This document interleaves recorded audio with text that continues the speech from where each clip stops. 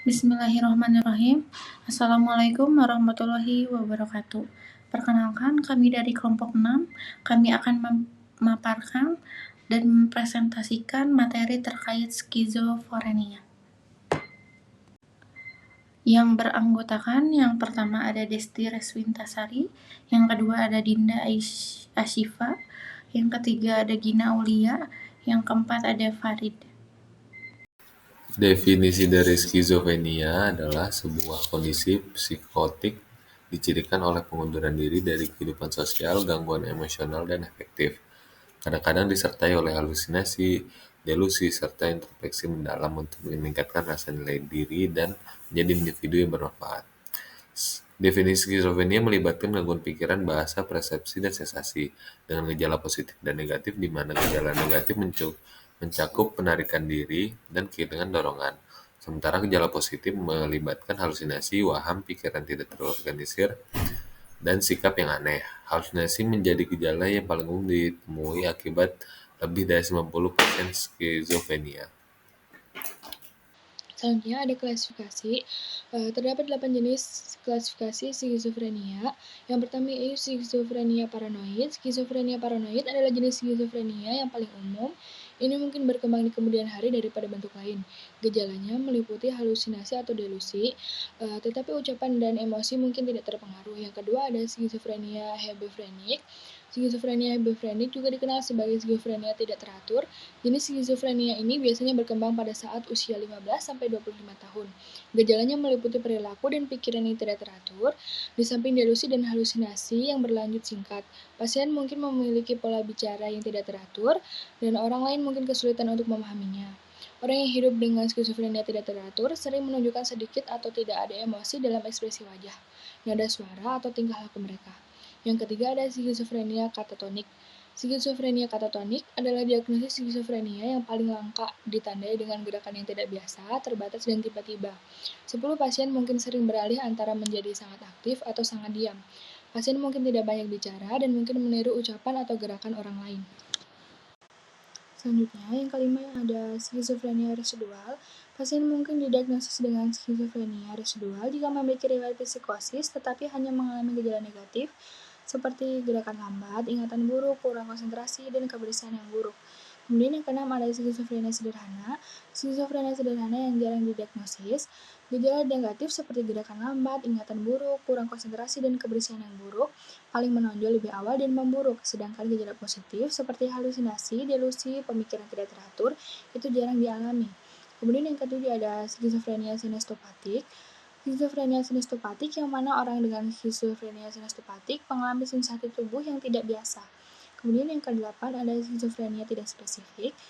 Skizofrenia tidak spesifik yaitu gejalanya memenuhi kondisi umum untuk didiagnosis tetapi tidak sesuai dengan salah satu kategori di atas.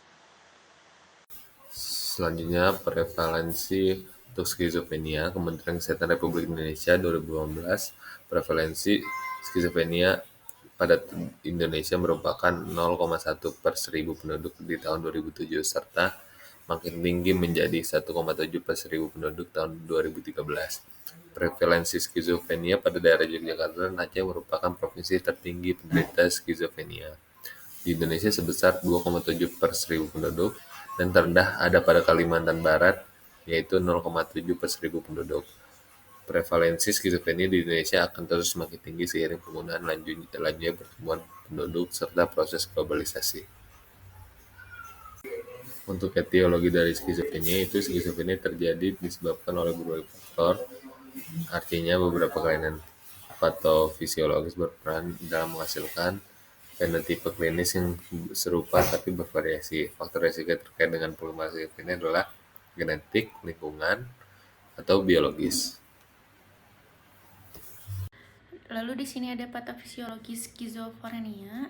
Yang pertama ini ada faktor predisposisi. Pada faktor predisposisi itu ada genetik. Genetik dengan anak kembar monozigot memiliki resiko 50% terkena skizofrenia. Keluarga generasi pertama juga mempunyai resiko 6-13%. Lalu ada hipotesis dopamin. Hipotesis dopamin juga menjadi teori utama menyatakan adanya gangguan sistem dopamin di otak. Lalu ada teori biologi lainnya masih dalam penelitian. Yang kedua ada peran lingkungan dan psikososial, tekanan sosial, isolasi sosial, dan faktor fisiologis. Misalnya stres turut berkontribusi sebagai pemicu. Lalu ada pengalaman masa kecil dengan komentar negatif dapat meningkatkan resiko kekambuhan karena tingginya emosi yang diekspresikan.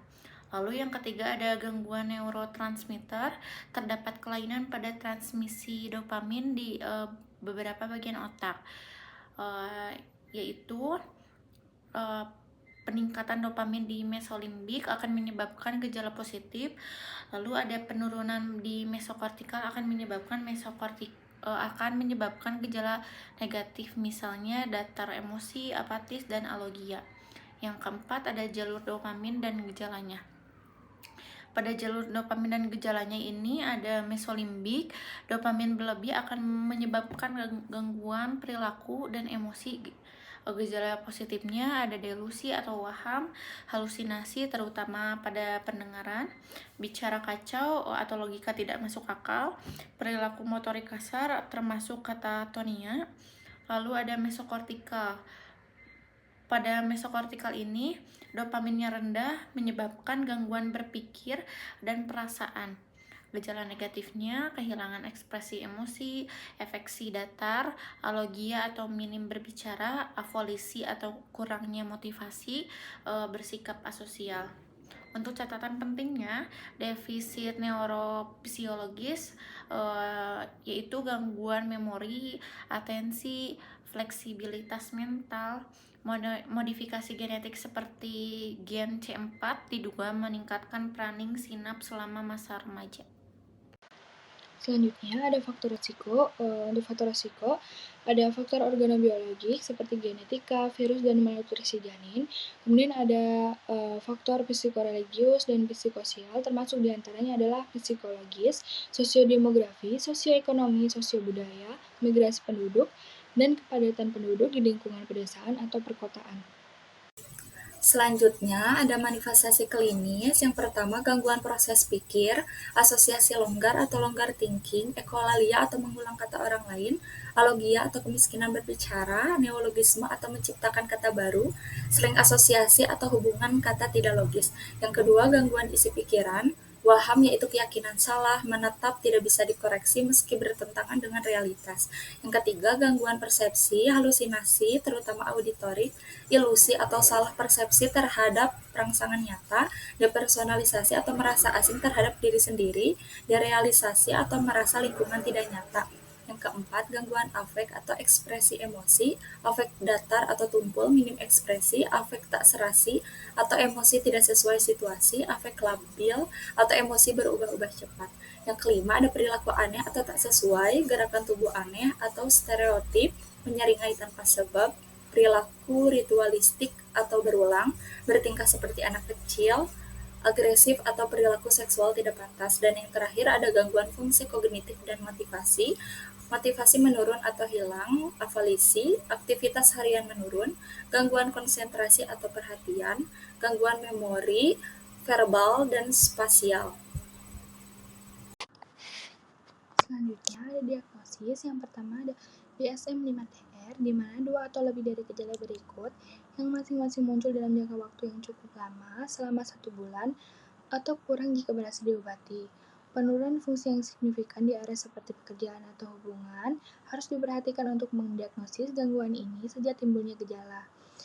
Tanda-tanda yang berkelanjutan harus bertahan setidaknya selama 6 bulan, termasuk setidaknya 1 bulan gejala fase aktif yang mungkin berkurang jika diobati. Kemudian selanjutnya ada ICD-10, di mana pasien harus menunjukkan setidaknya salah satu dari gejala berikut selama periode lebih besar atau sama dengan 1 bulan. Untuk gejalanya seperti gema pikiran, penyisipan atau penarikan pikiran, gema dan penyiaran pikiran, waham kendali, pengaruh dan kapasifan, persepsi delusi, suara-suara halusinasi yang memberikan komentar terus-menerus tentang pasien atau mendiskusikan pasien di antara mereka sendiri, waham terus-menerus yang tidak sesuai dengan budaya setempat atau tidak masuk akal. Selanjutnya ada diagnosis menurut Manual Diagnostik dan Statistik Gangguan Mental, di mana ada beberapa diagnosis banding untuk skizofrenia. Yang pertama yaitu gangguan depresi mayor atau bipolar dengan ciri psikotik dan katatonik, di mana jika halusinasi atau delusi hanya terjadi selama episode depresi mayor atau manik, diagnosisnya adalah gangguan depresi atau bipolar dengan ciri psikotik, tergantung pada waktu dan tingkat keparahan gangguan suasana hati. Kemudian selanjutnya ada gangguan skizoafektif, di mana diagnosis ini memerlukan episode depresi atau manik bersamaan dengan gejala skizofrenia fase aktif, dengan gejala suasana hati yang lazim pada sebagian besar fase aktif. Kemudian ada gangguan skizofreniform dan psikotik singkat. Gangguan skizofreniform didiagnosis ketika gejala psikotik berlangsung kurang dari 6 bulan, sedangkan gangguan psikotik singkat berlangsung dari 1 hingga kurang dari 1 bulan, 1 hari hingga kurang dari 1 bulan. Kemudian ada gangguan delusi, yaitu dibedakan dari skizofrenia berdasarkan tidak adanya gejala khas skizofrenia seperti halusinasi yang parah atau bicara tidak teratur. Kemudian selanjutnya ada gangguan kepribadian skizotipal, di mana ditandai dengan gejala skizofrenia di ambang batas yang dipadukan dengan sifat kepribadian yang berubah-ubah terus-menerus. Kemudian ada gangguan obsesif, kompulsif, dan dismorfik tubuh, di mana gangguan ini melibatkan keasyikan yang intens dengan obsesi, kompulsi, atau perhatian yang berfokus pada tubuh, berbeda dengan skizofrenia, meskipun obsesi dapat mencapai proporsi delusi. Selanjutnya, ada gangguan stres pasca trauma, yaitu PTSD menyangkut kilas balik, halusinasi, dan kewaspadaan berlebihan yang mencapai paranoia, tetapi didiagnosis berdasarkan pengalaman peristiwa traumatis dan pola gejala spesifik yang terkait dengan peristiwa tersebut. Kemudian ada spektrum autisme dan gangguan komunikasi, di mana gangguan ini dapat mencakup gejala seperti psikotik, tetapi dibedakan dengan defisit interaksi sosial dan perilaku repetitif. Skizofrenia didiagnosis bersamaan dengan hanya jika terdapat halusinasi atau delusi yang signifikan selama minimal 1 bulan. Kemudian ada gangguan mental lain dengan episode psikotik, seperti skizofrenia didiagnosis ketika psikosis bersifat terus-menerus dan tidak disebabkan oleh zat atau kondisi medis lainnya. Kemudian selanjutnya dilakukan pemeriksaan penunjang seperti neuropatologi, pemeriksaan neuropsikologik, CT scan, MRI, EEG, PET, SPECT, kemudian laboratorium darah. Selanjutnya ada algoritma skizofrenia.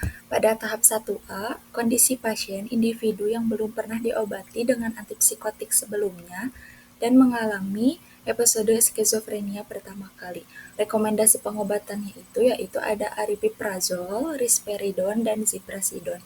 Pada tahap 1B, kondisi pasien sebelumnya telah diobati dengan antipsikotik untuk skizofrenia dan pengobatan dimulai kembali.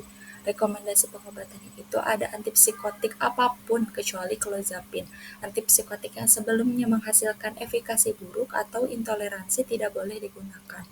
Lalu, pada tahap 2, kondisi pasien menunjukkan respon klinis yang tidak adekuat terhadap antipsikotik yang digunakan pada tahap 1A atau 1B. Rekomendasi pengobatannya itu monoterapi antipsikotik apapun kecuali clozapine yang belum digunakan pada tahap 1A atau 1B. Clozapine dapat dipertimbangkan pada pasien yang sangat ingin bunuh diri. Selanjutnya ada tahap 3, kondisi pasiennya menunjukkan respon klinis yang tidak adekuat terhadap 2 percobaan antipsikotik yang sesuai. Rekomendasi pengobatan itu ada monoterapi clozapine direkomendasikan. Lalu ada tahap 4, kondisi pasien, bukti minimal ada untuk pilihan pengobatan bagi pasien yang belum mendapatkan respon pengobatan yang adekuat dengan clozapine. Rekomendasi pengobatannya itu monoterapi antipsikotik alternatif mungkin sebaik augmentasi atau kombinasi antipsikotik. Lalu itu ada pada sisi kanan algoritma, gunakan antipsikotik injeksi kerja panjang, long-acting injectable, pada tahap 1B, 2, atau 4 jika diperlukan, karena respon pasien yang buruk atau karena preferensi pasien. Berikut adalah contoh obat-obatan antipsikotik dan kisaran dosisnya. Yang kami pakai pada antipsikotik generasi pertama tipikal yaitu haloperidol dan generasi kedua atipikal yaitu aripiprazol, Ziprasidon, risperidon, dan clozapine. Selanjutnya ada terapi farmakologi. Untuk terapi farmakologi ini dibagi menjadi 3 fase terapi. Yang pertama yaitu terapi fase akut. Pada fase ini pasien menunjukkan gejala psikotik yang intensif. Biasanya pada fase ini ditandai dengan munculnya gejala positif dan negatif. Pengobatan pada fase ini bertujuan untuk mengendalikan gejala psikotik sehingga tidak membahayakan terapi diri sendiri dan maupun orang lain. Terapi akut dilakukan pada 7 hari pertama dengan tujuan mengurangi agitasi, agresi, ansietas, dan lain-lain. Benzodiazepin biasanya digunakan dalam terapi akut ini. Yang kedua yaitu ada terapi fase stabilitas. Pada fase ini pasien masih mengalami gejala psikotik dengan intensitas yang lebih ringan. Pada fase ini pasien memiliki kemungkinan besar untuk kambuh sehingga membutuhkan pengobatan yang rutin untuk menuju ke tahap pemulihan yang lebih stabil. Terapi stabilitas dimulai pada minggu kedua atau ketiga, yang bertujuan untuk meningkatkan sosialisasi serta perbaikan kebiasaan dan perasaan. Pengobatan pada tahap ini dilakukan dengan obat-obatan antipsikotik. Kemudian yang ketiga ada terapi fase pemeliharaan. Pada fase ini dilakukan terapi jangka panjang dengan harapan dapat mempertahankan kesembuhan, mengontrol gejala, mengurangi resiko kekambuhan, mengurangi durasi rawat inap, dan mengajarkan keterampilan untuk hidup mandiri. Terapinya meliputi obat-obatan, terapi suportif, pendidikan keluarga dan konseling, serta rehabilitasi pekerjaan dan sosial.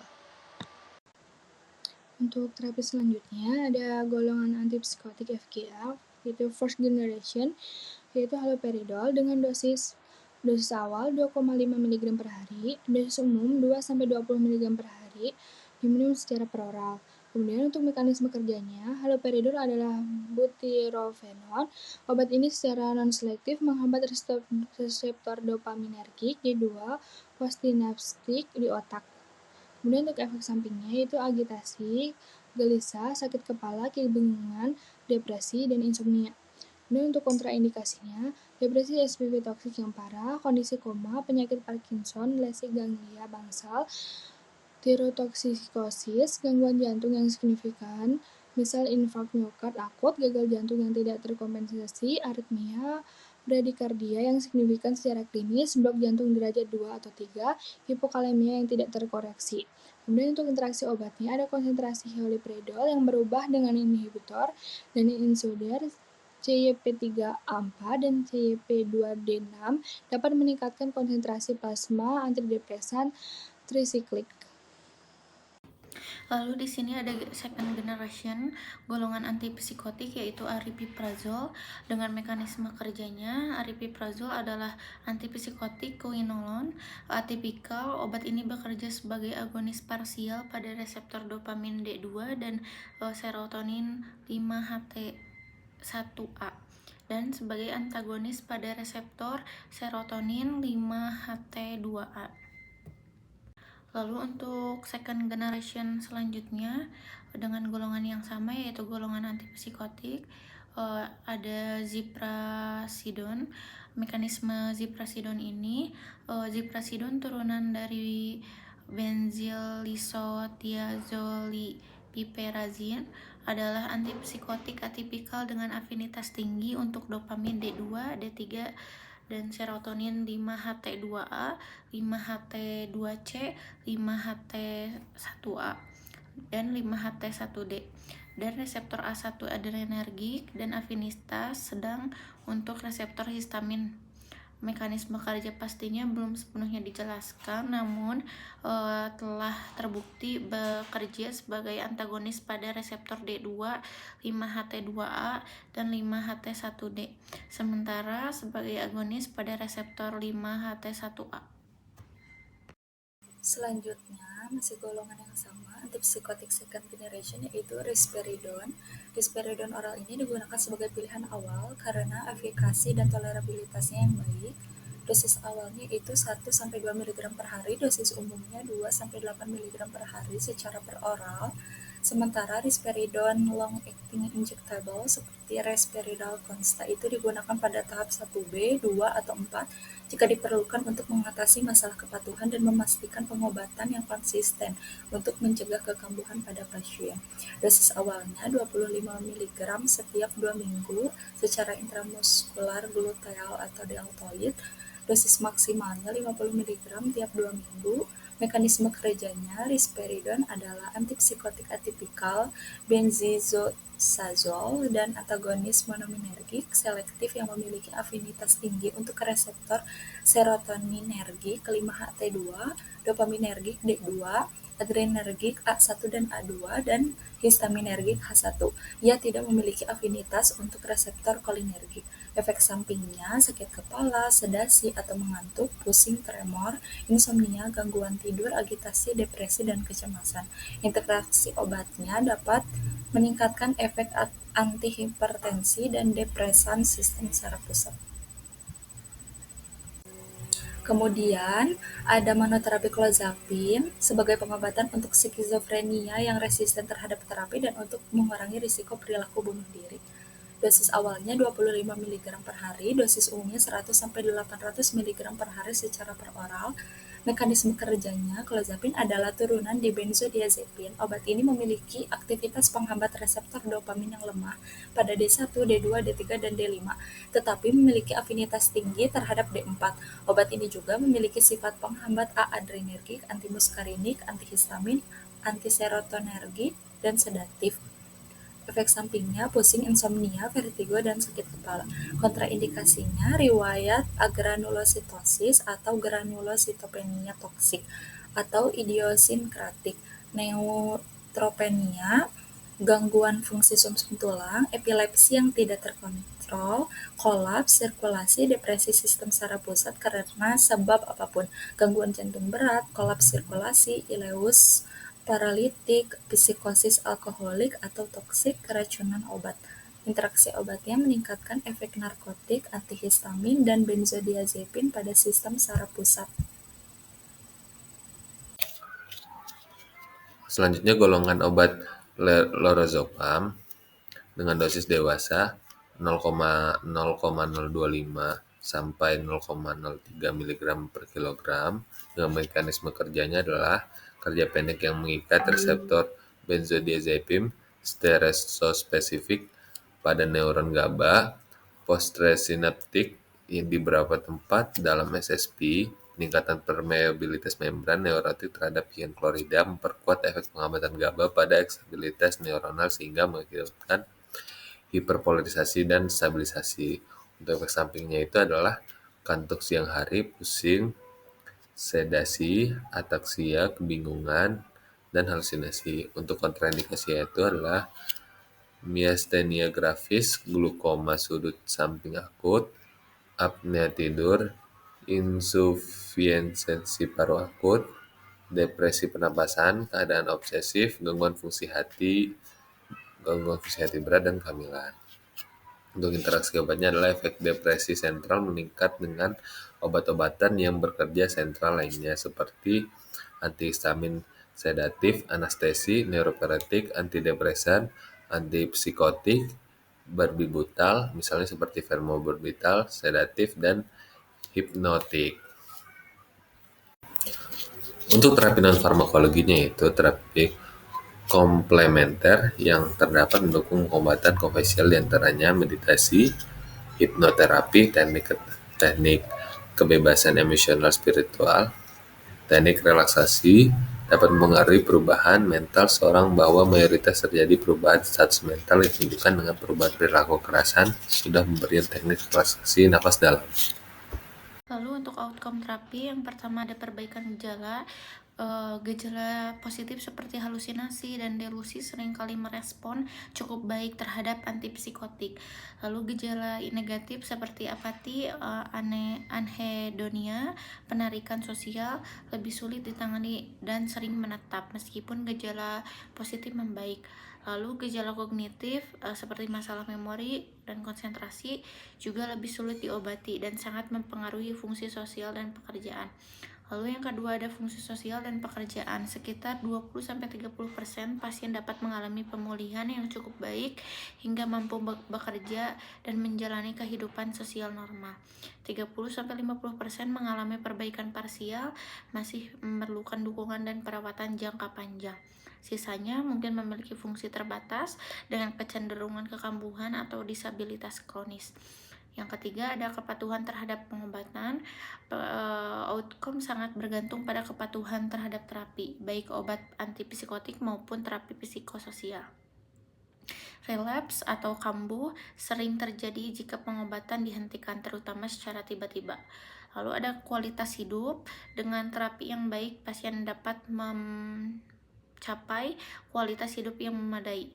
Faktor penting, dukungan keluarga, pekerjaan, tempat tinggal stabil, serta intervensi diri. Lalu yang terakhir ada rehospitalisasi dan relapse. Resiko rehospitalisasi tinggi, terutama dalam 2 tahun pertama setelah didiagnosis. Terapi pemeliharaan dan pengawasan gejala sangat penting untuk mencegah kekambuhan. Ini daftar pustaka yang kami gunakan.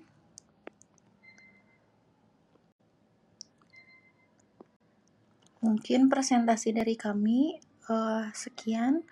Mohon maaf bila banyak kekurangan. Terima kasih teman-teman yang sudah menonton. Selebih dan sekurangnya mohon dimaafkan. Wabillahi taufiq wal hidayah. Wassalamualaikum warahmatullahi wabarakatuh.